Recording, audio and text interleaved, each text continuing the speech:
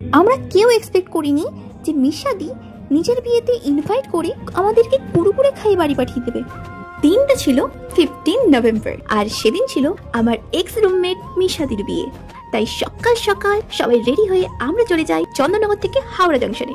হাওড়া থেকে ধরি মেদিনীপুর লোকাল। অবশ্য আমরা ভেবেছিলাম এটা পাঁশকুড়া লোকাল, কিন্তু একজন প্যাসেঞ্জার আমাদেরকে জানান এটা 9:45-এর মেদিনীপুর লোকাল। তারপর আমি রিয়েলাইজ করি এতদিন আমি বর্ধমান লোকালকে শুধু শুধুই গালাগালি দিতাম। অবশেষে 10,000 বছর অপেক্ষা করার পর নেহার এই অলৌকিক হাসিটা দেখে আমাদের ট্রেনের লোকো পাইলট ট্রেনটা এক প্রকার বাধ্য হয়েই ছাড়লেন।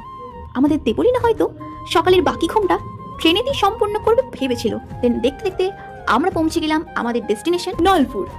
যেহেতু বিয়েটা মিশাদির বাড়িতে না, নলপুর বাগান বাড়িতে হবে, তাই আমরা স্টেশন থেকে বেরিয়ে লোকজনকে জিজ্ঞাসা করছিলাম বাগান বাড়িটা কোন দিকে। আর প্রতিটা লোকজন একটাই কথা বলছিল, সোজা এগিয়ে যাও।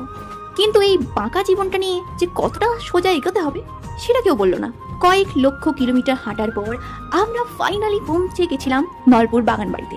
কিন্তু বিয়েতে এত কিছু আয়োজন থাকা সত্ত্বেও আমরা কুড়ে কুড়ে কেন খাচ্ছিলাম সবটা বলবো নেক্সট ভিডিওতে।